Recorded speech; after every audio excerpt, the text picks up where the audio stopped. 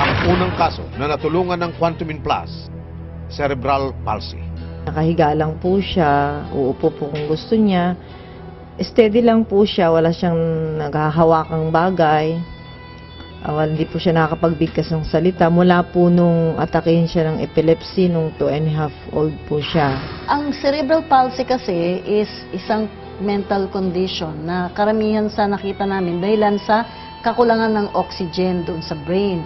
Nabawasan yung oxygen dahil nagkaroon ng sakit katulad ng mga meningitis o ibang viral infection. May kapitbahay po kaming ng quantum. So pinakilala po niya yung quantum. Ngayon nung natry po namin yung quantumin, marami pong nagbago sa kanya. Basta nakikita po niyang may tumatawa na rin po siya. Matagal na po siyang nakakaupo, nakakabigkas na po siya ng salita kahit papano. Marunong po siyang magreklamo. Dati hindi po siya nakakaiyak, ngayon marunong na po siyang umiyak. Isa sa kanyang components ay stabilized oxygen.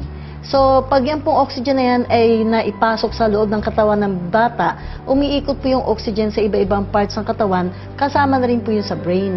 So, ang makikita po natin doon sa pasyente natin na may cerebral palsy, meron po siyang nakita natin na pagbabago or progress po, kumbaga yung normal development po ng isang bata.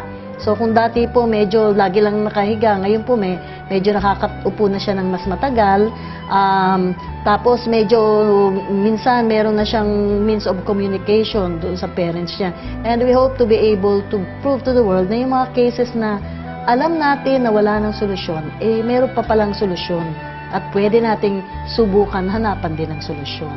Yung mga cases ng less ang oxygen sa brain, like itong cerebral palsy, pareho din yan ng mga stroke patients, pareho din ng mga nagkaroon ng blood clot o nagkaroon ng brain tumor sa ulo, yung kakulangan ng oxygen na yan, pwede po unti-unti ding makorek ng Quantumin Plus. So, makakakita po tayo, ma-observe natin, meron talagang improvement doon sa mental function ng mga pasyente. Even po yung mga autistic na bata, o yung may attention deficit, o yung mga hyperactive na bata, nakita na rin po na pag tayo ay maglagay po ng sustansya at ma-detoxify yung mga bata doon sa mga chemicals na nandun sa kanilang brain cells, unti-unti pong nagre-recover ang brain cells, unti-unti nagkakaroon ng normal na brain function. Okay? Paano yan ginagamit? Sa mga may kapansanan po sa brain, malaki po yung nagagawa kapag ipinapahid po ang Quantumin Plus doon sa buong ulo po, pati po dito sa likod, hanggang kasi may part pa po tayo dyan ng spine, so that is still considered as part of the nervous system. So, papahid lang po doon kahit as often as 3 times, 4 or 6 times in a day. Tapos yung inom po, patak-patak po. So, nag-umpisa kami usually kahit bata po, mga 2 to 3 drops po, every glass ng fluid na iniinom nila. And syempre, gradual po yun na ini-increase.